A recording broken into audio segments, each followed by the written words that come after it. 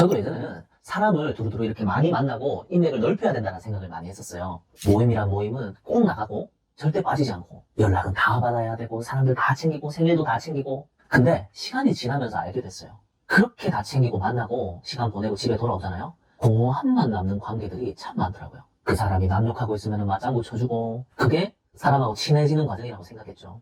여러분도 억지로 맞지 않는 관계를 유지하면서 스트레스 받아본 적 있죠?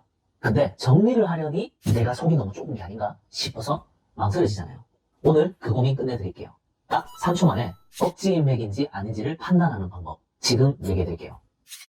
자, 오해하지 말아야 될 건 그 사람이 나쁜 사람이라서가 아니에요. 나하고 맞지 않은 거예요. 그 관계가 내 인생에 미치는 영향이 문제라는 뜻이에요. 딱 3가지 체크해보세요. 첫 번째, 시간이 사라져요. 가기 싫은 모임을 준비하고, 또 여러분 준비할 때 뭐 그냥 몸만 갑니까? 차도 타야 되죠? 돈은 안 듭니까? 시간은 안 듭니까? 그렇게 기껏 그 먼 거리를 가가지고 반나절 가버리고 있잖아요. 또 하하호호 또 밥 먹고 또 돈 들죠. 또 시간 가고. 그러고 나서 마치고 나서 집에 들어오고 나면 나 이런 생각 드는 거예요. 내가 도대체 저기를 왜 갔지? 이런 생각이 드는 거예요. 시간하고 돈하고 다 날리는 거예요. 제가 이제 20대 중후반 때 어느 모임이 있었는데 거기가 제가 있는 곳에서 거의 1시간 반에서 2시간이 걸렸던 것 같아요. 근데 가면은 거기에 이제 모임장이 있단 말이에요. 결국에는 자기 마음대로 하는 거예요. 그럴 것 같으면은 내가 그 얘기를 들을 때 통보만 받으러 가면 되지. 내가 뭐하러 그 먼 데까지 가야 됩니까? 그렇지 않아요? 그래서 그때부터 저는 그 모임을 가지 않았습니다. 나는 그 시간 내 성장을 위해서 쓰겠다라고 결단하고 가지 않았습니다. 당연히 돈은 다 냈습니다, 그때. 솔직히 그 돈도 좀 낸 게 후회되지만, 여러분, 그때 그 시간과 돈은 돌려받지를 못해요. 두 번째, 감정 에너지가 방전돼요. 여러분, 소개팅 나갔는데 마음에 드는 상대가 있으면 어때요? 시간 가는 줄을 몰라요. 뭐 대화 소재? 그런 거 없습니다. 순풍을 탄 것처럼 누가 시키지 않았는데 말이 막 이어져요. 우러나온단 말이에요. 근데 여러분, 소개팅 나갔는데 마음에도 들지 않는 상대를 만났어요. 대화하고 싶습니까? 어떻게든 일어나고 싶지 않겠어요? 근데 계산까지 해야 돼. 이런 최악의 상황이 어디 있습니까? 부정적인 에너지와 부정적인 감정들이 내 안에 쌓인 상태로 집에 오잖아요? 진짜 아무것도 하기 싫고 그냥 눕고 싶고요. 내가 지금 뭐하고 있지? 자꾸 현타가 와요. 그게 에너지 도둑맞고 있다는 거예요. 세 번째, 내 성장이 멈춥니다. 여러분, 인생에는 법칙이라는 게 있어요. 그게 뭐냐면 사람은 심은 대로 거둔다는 거예요. 뿌린 대로 거둔다는 거예요. 내가 시간을 투자하지 않고 마음을 투자하지 않고 재정을 투자하지 않은 상태에서 좋은 결과를 얻을 수 있는 건 없어요. 근데 우리의 제한된 시간을 나의 더 나은 내일을 위해서 자기 개발하기에도 시간과 비용이 부족하고, 내가 정말 소중한 사람들하고 시간을 보내기에도 시간은 늘 부족한데, 내가 별로 나에게 유익하지 않고 재미도 감동도 유익도 없는 그런 만남을 계속해서 지속한다는 건 뭐예요? 나 자신에 대한 학대 아닙니까? 그렇다면 과연 그렇게 해서 1년 뒤, 2년 뒤에 나의 삶은 지금과 얼마나 달라져 있을까요? 성공과 행복을 떠나서 이거 나 자신한테 예의가 아닙니다. 몸에 안 좋은 음식을 자꾸 내 속에 넣는 거는 나에 대한 폭행이잖아요. 나와 맞지 않고 나를 더 나은 사람으로 성장시켜주지도, 나를 성숙하게 만들지도, 나를 더 행복하게 해주지도 않고 배울 점도 없고 나를 자꾸만 갉아먹고 내 영혼을 황폐하게 만드는 사람들과 보내는 그 시간은 나 자신을 고문하는 겁니다. 그래서 이런 사람들을 알아보는 구별법은 아주 간단해요. 그 사람한테 연락이 오거나 지금 바로 그 이름을 떠올렸을 때 여러분 몸에서 일어나는 첫 반응을 보면 돼요. 이름을 떠올리고 얼굴을 떠올리자마자 반갑고 설레면 좋은 인연이에요. 근데 보자마자, 생각하자마자 한숨부터 나온다? 억지 인맥입니다. 피하고 싶으면 이미 답 나온 거예요. 근데 이게 너무 단순하지 않냐? 그냥 기분 탓 아니냐라고 할 생각이 들 수도 있어요. 이게 생각보다 과학적 근거가 있어요.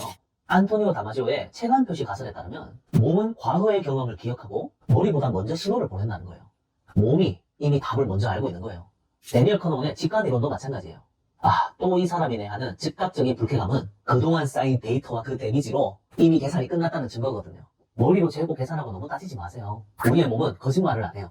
연락처 봤을 때 숨이 턱 막힌다면 그 신호를 무시하면 안 되는 거예요. 우리 학창시절에 한번 생각해봐요. 무서운 선생님 앞에 서면 막 몸이 막 움츠러들잖아요. 근데 내 고민 잘 들어주는 선생님 앞에 서면 막 마음이 확 열리잖아요. 웃음이 저절로 나오고. 네, 몸은 거짓말을 안 합니다.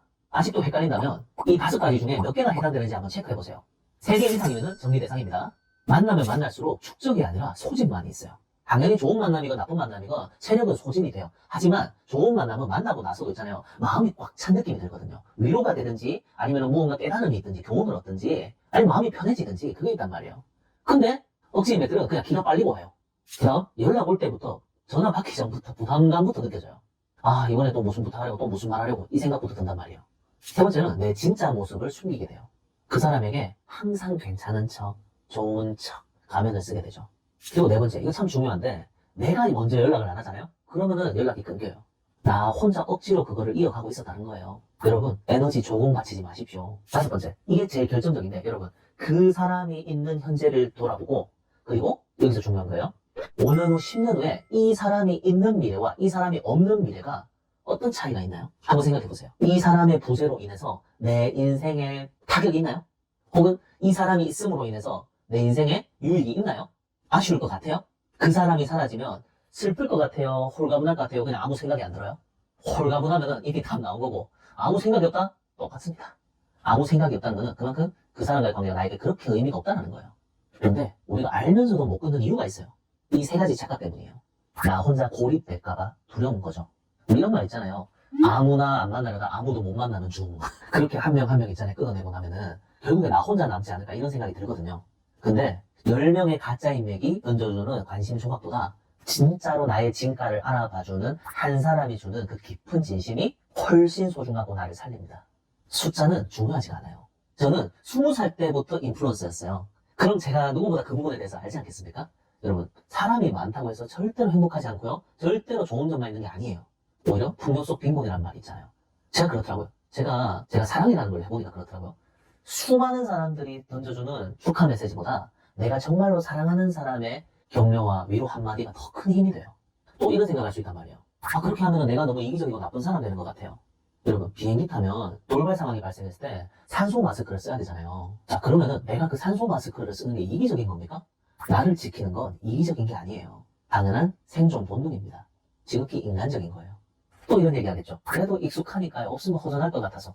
불편한 익숙함에 안주하면 성장이 멈추어요. 성장만 멈추는 게 아니라 다시 말하지만 그건 나 자신에 대한 학대입니다. 모든 변화는 불편함을 깨는 것에서부터 출발하는 거예요. 우리 유명한 말 있잖아요. 헤르만 헤세의 알에 대한 이야기가 있잖아요. 알은 세계라고 하죠. 그 알 안에 있는 병아리는 어떻게 해야 돼요? 알이라는 세계를 깰 때 새로운 세계로 나갈 수가 있는 거예요. 알이 좋다고 영원히 알 속에 웅크리고 있을 수는 없잖아요. 그 사람이 익숙하다고 내가 불편한 말 하기가 미안하고 찝찝하다고 해서 미루잖아요. 그럼 계속 알 안에 갇혀 살아야 되는 거예요. 그렇게 억지 인맥을 정리하고 나면은 세 가지가 달라져요. 첫째, 시간이 온전히 내 것이 돼요. 내가 가용할 수 있는 시간이 압도적으로 많아지는 거예요. 빌 게이츠가 이런 말을 했다고 하죠. 부자가 된다는 것은 외로운 길을 선택한 거라고. 그것이 람보르기니의 자리는 2배고 버스의 자리는 많은 이유다라고 하잖아요. 우리가 성장을 하든 성공을 하든 행복하든 결국 그것은 시간을 사용해야 돼요. 그 시간을 빼앗기지 마세요. 두 번째, 에너지가 비로소 충전되기 시작하고 제대로 활용되기 시작해요. 낭비가 사라지니까 나의 일상의 효율이 달라지고 활력이 달라지기 시작하는 거예요. 세 번째, 이게 가장 신기한 일인데 내가 좋은 에너지를 회복하잖아요. 그런 나와 결이 맞는 사람들, 그 주파수가 맞는 사람들끼리 만나게 돼요. 제가 최근에 또 디톡스를 좀 했어요. 디톡스를 하면서 올해 2월보다 한 7kg 정도를 또 감량을 했는데 우리의 몸이 우리가 모르는 사이에 굉장히 망가져 있다는 거예요. 오염된 음식들로 인해서요. 그래서 새로운 좋은 거를 먹기 전에 일단 뭔가를 끊는 시간이 좀 필요해요. 마찬가지로 우리가 좋은 삶을 살기 위해서는 우리의 삶에 유해한 것들로부터 멀어질 필요가 있어요. 그게 우선이라는 거예요. 여러분이 여러분 자신을 사랑하고 더 나은 사람이 되는 일에 도움을 주지 못하고 오히려 방해가 되는 사람들로부터 멀어질 필요가 있는 거예요. 즉, 관계 디톡스가 필요한 겁니다. 여러분의 인생을 나아가지 못하게 만들고 주저앉게 만드는 여러분의 인생의 그 독소를 제거해야 돼요. 비워야 할 것들을 과감하게 비워낼 때 비로소 진짜 채워야 될 것들을 채울 수 있다는 거죠. 여러분들의 삶에 진짜로 여러분들에게 활력을 주는 노약 같은 사람들을 많이 만났으면 좋겠습니다. 오늘 딱 하나만 기억하세요. 억지 인맥을 끊는 건요, 나 자신을 사랑하고 존중하는 첫걸음입니다. 나아가 좋은 삶을 살기 위해서는 좋은 사람을 만나야 한다. 나의 삶을 주저앉히고 나아가지 못하게 만드는 하지 않아야 할 일들을 하지 않고 만나지 말아야 할 사람들을 만나지 않는 것부터 시작하는 거예요. 그렇게 했을 때 비로소 안정된 내 삶에 보약 같은 정말 좋은 사람들을 만날 수 있는 기회도 열리는 겁니다. 오늘 영상이 유익하셨다면 댓글에 인생 디톡스라고 남겨주세요. 감사합니다.